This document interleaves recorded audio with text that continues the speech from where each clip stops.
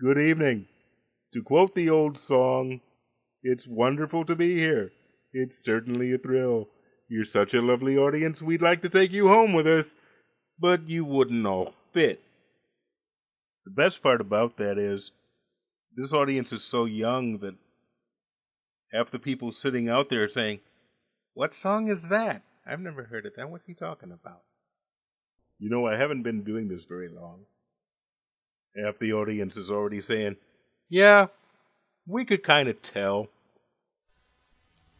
So now that I've alienated and bewildered both halves of the audience, I figure, what else have I got to lose?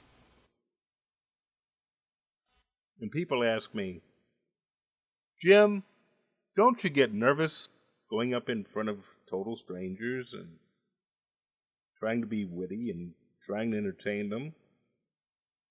And no, I don't get nervous. For one thing, you didn't pay attention well enough to get my name right. I figure I already use a wheelchair. What's the worst you folks are going to do? Boo me? Oh, I'm frightened. I mean, hell, I've been a social worker for almost 20 years. Eventually, that makes you immune to fright. And it colors your way of looking at the world. I got the double whammy because I grew up with parents that definitely needed treatment. They weren't bad people, but they were, let's say, unique. They married later in life. It was the third marriage for both of them, and I guess by the time you get to your third marriage, nothing surprises you. The first 4 decades of my father's life, he'd seen so much that it was impossible to knock him off his equilibrium. The only person who could do that was my mother, who had somehow gotten to her mid-40s without so much as one cynical thought. Just a completely unassuming, innocent person. I'll give you an example. There was a small-time drug dealer in the neighborhood called the Candy Man. My dad came home from work and said, "Well, somebody shot the Candy Man last night." My mom looks at him and says, "Aw, what did they do, shoot him and take away his candy?" Mom was so innocent that she couldn't tell when she was imposing on someone. So my dad had devised a system to let her know. Everything they ever discussed eventually had my dad saying some variant of, "Yes, dear. Yes, dear. Yes, dear. Watch it, woman." And sometimes he'd really get the better of her. Once when I was about 6, I was being a little hellion. And she kept saying to me, "Wait till your father gets home. You're going to be in so much trouble. You just wait till your father gets home." I didn't listen. She kept getting madder and madder. She said, "Oh boy, I'd hate to be you when your father gets here." Finally, my dad gets home. She looks at him in total exasperation and says, "Doyle, say something to that boy." My dad turns around, looks at me, says, "Hello, boy," and walks on into the kitchen. Suddenly, she wasn't mad at me anymore. He used to get me like that, too. We were eating chicken for dinner one night, and they were both raised in the South, but, I was a city boy. I didn't know anything about parts of a chicken. And I picked up this piece of chicken, and it looked funny, and I said, "Dad, what is this?" I mean, it was this long curved thing, and I didn't know what it was. He said, "It's a neck. What did you think it was?" I said, "Well, it kind of looks like a, And he said, yeah, I guess I could see where you'd make that mistake." Then he looks at me and says, "Were you going to eat it anyway?" The worst fight they ever had, my mother got so mad at him that she looked up to him and said, "Well, you never would have been anything if I hadn't picked you up out of the gutter." Now, you might expect the fight to really escalate after that, but it didn't. My father was so taken aback at how off the wall that statement was that he just sat down in the kitchen. I went to bed, and by the time I got up the next morning, things were back to normal. By the time I was 15, I'd become a record collector. I was always begging my dad to take me to the record store. Yeah, I'm old. I remember one day, I asked my mom, "Do you want me and Dad to pick up anything for you on the way home from the record store?" She said, "Your dad can't take you to the record store. He promised me he'd clean out the garage." So I went to my dad and I said, "It's a beautiful day. Do you really want to spend it cleaning the garage?" He said, "No." "So we're going to the record store?" "No, I'm cleaning the garage." "Why are you cleaning the garage if you don't want to?" He looks at me and says, "If I don't do what she wants, she'll put me back in the gutter." He said, "Don't laugh. There's room enough down there for you, too." Is anyone else here a political junkie? I was raised in a left-leaning household, so I've always been interested in politics, and I find that as I grow older, I'm even more interested. Have you been keeping up with the Republican debates? It's amazing.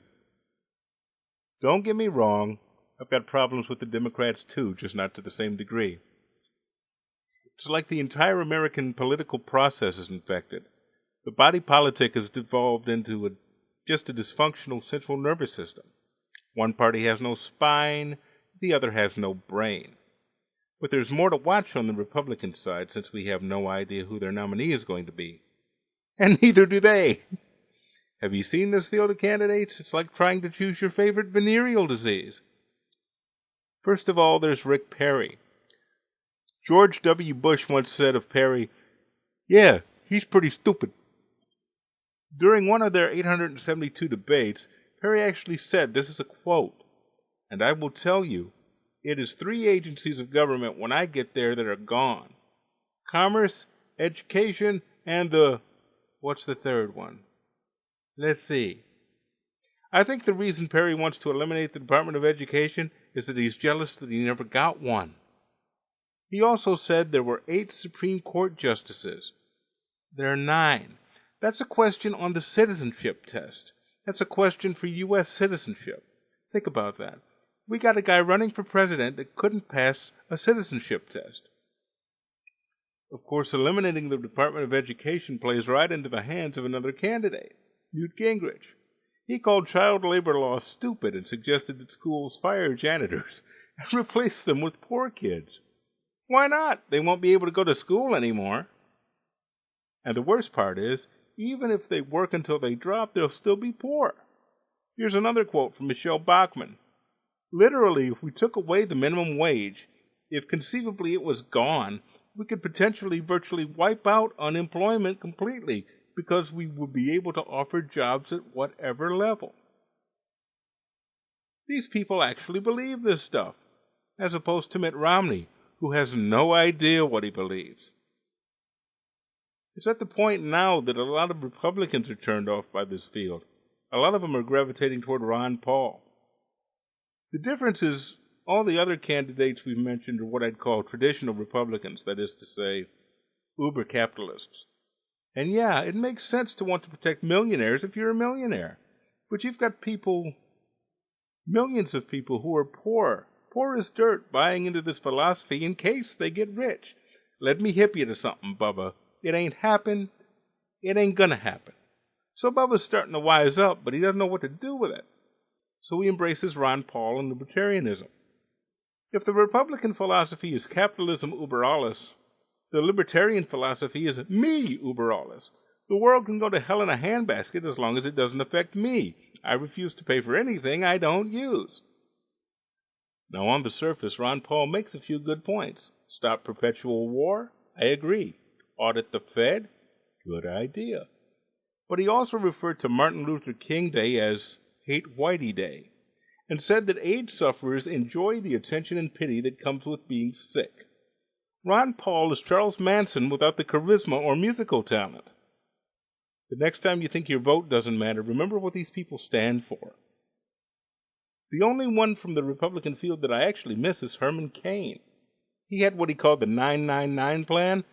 I think he called it that because most Republicans don't know how to count to 10.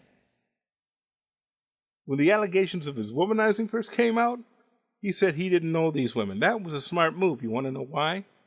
Because if you don't know somebody, you can get away with something even if you mean to do it.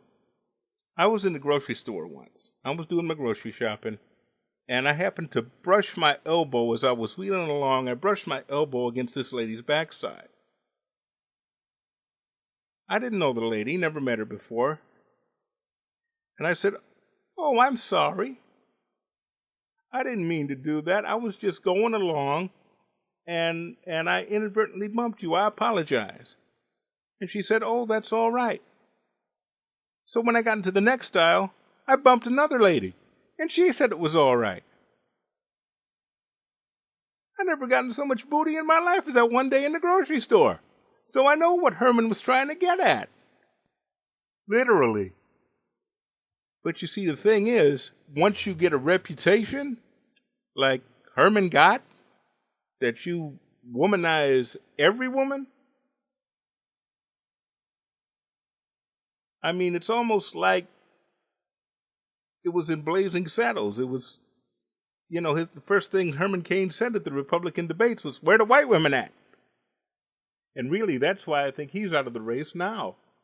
I mean, Bubba don't mind womanizing. Bubba probably done some womanizing himself. In fact, we had a president nicknamed Bubba that did a whole lot of womanizing.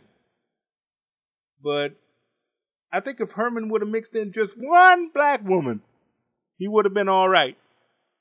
And he's got no excuse because there's some beautiful sisters out there. There's absolutely beautiful women. And Herman could have had any one of those women. At least till his wife found out. America may be ready for a black president, but not one that parties with white women. Sorry, Herman. America ain't ready for Big Daddy Kane just yet. Once you get a reputation, even if you didn't mean to do something, you're presumed guilty. I remember I brushed up against this other lady, like I was telling you before. I did it to this other lady. But the difference was that it was someone that I knew and that knew me. And she said, "Russell Brown, how many times have I told you to stop touching my ass?" And I had to look at her and say, "Gee, Mom, it was an accident. Chill out. Calm down." You know, it's a strange thing. If you ask kids what they want to be when they grow up, they'll always tell you the same thing. They want to be a policeman or a fireman. My son wanted to be a superhero. Teacher asked him, said, "You mean you want to help people?" He said, "No, I want to fly around with a cape. I want to be a superhero." But when we think about helping people, we think policemen, we think firemen. We don't think social worker. No kid has ever said, when I grow up, I want to be a social worker. That's like living on welfare but still having to work. If you've got a kid that wants to be a social worker, get him examined. Of course, you'll probably have to have him examined by a social worker, but better there should be one than two. I didn't always want to be a social worker. No, I always thought it'd be fun to be a radio DJ. In fact, I sent in a tape to a radio station. "This is J. Wellington Boogie Bottom, and you're listening to the Valley's number 3 oldie station, KCUF. KCUF, we play the hits you'd love to forget."